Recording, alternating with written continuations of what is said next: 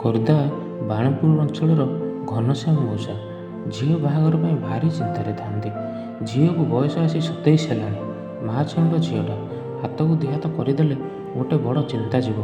ହେଲେ ଘନଶ୍ୟାମ ମଉସା ଝିଅ ପାଇଁ ବରପାତ୍ରଟିଏ ଖୋଜି ଖୋଜି ନାକେଦମ ହେଲେଣି, କେଉଁଠି କିଛି ହେଇପାରୁନି। ଯଦି ଭଲ ଘର ମିଳୁଛି ତାହେଲେ ଯୌତୁକ ସାଙ୍ଗରେ ବୁଲେଟ୍ ଗାଡ଼ି ଦରକାର। ଘନଶ୍ୟାମ ମଉସା ହେଲେ ସାଧାରଣ ମୂଲିଆ ଲୋକ, ଏତେ ଚାକଚକ୍ୟ କରି ବାହାଘର କରିବାକୁ ପାଖରେ ସାମର୍ଥ୍ୟ ନାହିଁ। ଏମିତି ଭାବି ଭାବି ଦିନ ପରେ ଦିନ ବିତୁଥାଏ। ସମୟ ବଢ଼ିବା ସାଙ୍ଗକୁ ବୟସର ଚିନ୍ତା ବି ବଢ଼ୁଥାଏ। କ'ଣ କରିବେ କିଛି ବୁଦ୍ଧିବାଟ ବି ଦିଶୁନଥାଏ। ସବୁଦିନ ପରି ସେଦିନ ବି ଘନଶ୍ୟାମ ମଉସା ଯାଇଥାନ୍ତି କାମକୁ। କାମ ସାରି ଫେରିବା ବେଳେ ଗୋଟେ କଥା ମନକୁ ଆସିଲା। ଏତେ ଆଡ଼େ ବୁଲି ସାରିଲେଣି, କେତେ ଯେ ଆଉ ବରପାତ୍ର ଖୋଜିବି, କେଉଁଠି କିଛି ହେଇପାରୁନି। ଏଥର ସିଧା ଯିବି ପୁରୀ ଜଗନ୍ନାଥଙ୍କୁ ଗୁହାରି ଜଣାଇବି ଆଉ ଡୋରି ବାନ୍ଧିକି ଆସିବି। ତାପରେ ଯାହା ହେବ ସେ କାଳିଆ ଠାକୁର ଇଚ୍ଛା। ପରଦିନ ସକାଳୁ ବାପ ଝିଅ ଦୁହେଁ ବାହାରିଲେ ପୁରୀ। ଝିଅ ମାଳତୀକୁ ଧରି ସକାଳ ଗାଡ଼ିରେ ଚଢ଼ିଲେ ଘନଶ୍ୟାମ ମଉସା। ବଡ଼ଦାଣ୍ଡରେ ଚାଲି ଚାଲି ଯାଉଥାନ୍ତି ଆଉ ମନେ ମନେ ଖାଲି କହୁଥାନ୍ତି, ହେ କଳା ସାନ୍ତେ, ମୋତେ ଉଦ୍ଧାର କର। ଶ୍ରୀମନ୍ଦିର ଭିଡ଼, ପ୍ରବଳ ଭିଡ଼ ହୋଇଥାଏ। ବହୁ ସମୟ ଅପେକ୍ଷା କରିବା ପରେ ଜଗା ଦର୍ଶନ ହେଲା। ଘନଶ୍ୟାମ ମଉସା ଭାବବିହ୍ୱଳ ହୋଇ କାନ୍ଦି କାନ୍ଦି ହେ ଜଗନ୍ନାଥ କହୁଥାନ୍ତି। ଦର୍ଶନ ସାରି ବଟବୃକ୍ଷରେ ନିଜର ଡୋରି ବାନ୍ଧିଲେ। କହିଲେ, କାଳିଆରେ, ମୋ ଝିଅ ମାଳତୀ ତୋତେ ଲାଗିଲା। ଏହା କହି ଗଲେ ଆନନ୍ଦ ବଜାର ମହାପ୍ରସାଦ ସେବନ କରିବାକୁ। ବାପ ଝିଅ ଦୁହେଁ ଅଭଡ଼ା ଆଉ ଡାଲି ଟିକେ ଧରି ଗୋଟେ କୋଣରେ ବସି ଖାଉଥାନ୍ତି।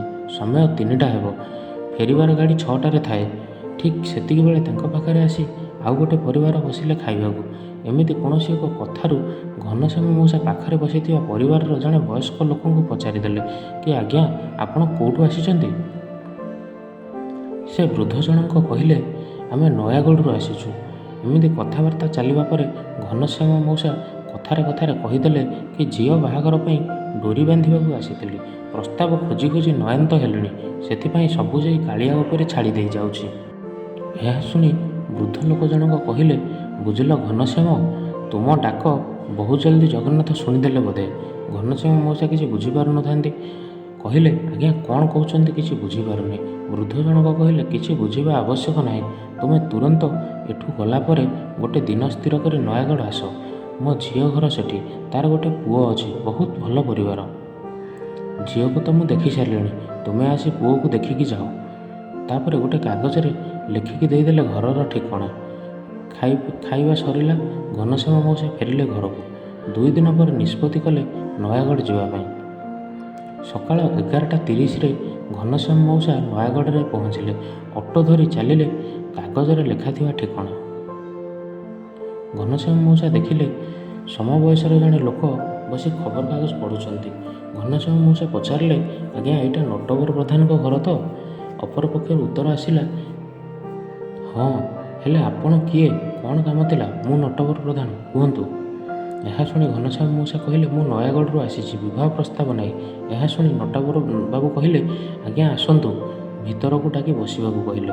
ନଟବର ବାବୁ କହିଲେ, ଆଚ୍ଛା ଆଜ୍ଞା, ଆପଣ ଏତେ ବାଟରୁ ଏଠିକି କେମିତି ଆସିଲେ? ପୁଣି ମୋ ନାଁ ବି ଜାଣିଛନ୍ତି? ଏତିକି ଶୁଣି ଘନଶ୍ୟାମ ମଉସା ଶ୍ରୀମନ୍ଦିରରେ ଘଟିଥିବା ସବୁ ଘଟଣା କହିଲେ। ଏହା ଶୁଣି ନଟବର ବାବୁ ପୁରା ସ୍ତବ୍ଧ।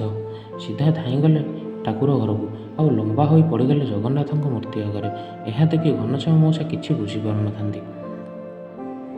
କିଛି ସମୟ ପରେ ନଟବର ବାବୁ ଆସି କହିଲେ, ଆପଣଙ୍କୁ ପ୍ରଭୁ ଜଗନ୍ନାଥ ଏଠିକି ପଠାଇଛନ୍ତି। ମୋ ଶ୍ୱଶୁର ଆଜକୁ ପ୍ରାୟ 10 ବର୍ଷ ତଳେ ଦେହାନ୍ତ ଘଟିଯାଇଥିଲା। ବୁଢ଼ା ବହୁତ ଧାର୍ମିକ ଲୋକ ଥିଲେ, ହେଲେ ବୟସ ଆଉ ସମୟ ଆଗରେ ତ ସମସ୍ତେ ଛାର। 105 ବର୍ଷ ବୟସରେ ନିଶ୍ୱାସ ତ୍ୟାଗ କରିଥିଲେ। ଏହା ଶୁଣି ଘନଶ୍ୟାମ ମଉସା କ'ଣ ଯେ କହିବେ କିଛି ଜାଣିପାରୁନଥାନ୍ତି। ଠିକ୍ ସେତିକିବେଳେ ନଟବର ବାବୁ କହିଲେ, ଘନଶ୍ୟାମ ବାବୁ, କିଛି ଆଉ ଚିନ୍ତା କରନ୍ତୁନି, ଯାହା ସେଇ ଜଗନ୍ନାଥଙ୍କ ଇଚ୍ଛା। ଆମେ ବା ଛାର ମଣିଷ କ'ଣ କରିପାରିବା। ଶେଷରେ ବିବାହ କାର୍ଯ୍ୟ ହସଖୁସିରେ ସମାପନ ହେଲା। ହେଲେ ଘନଶ୍ୟାମ ମଉସା ଆଜି ବି ମନ ଭିତରେ ସେଇ ବୃଦ୍ଧଙ୍କୁ ଖୋଜନ୍ତି। ଜୟ ଜଗନ୍ନାଥ।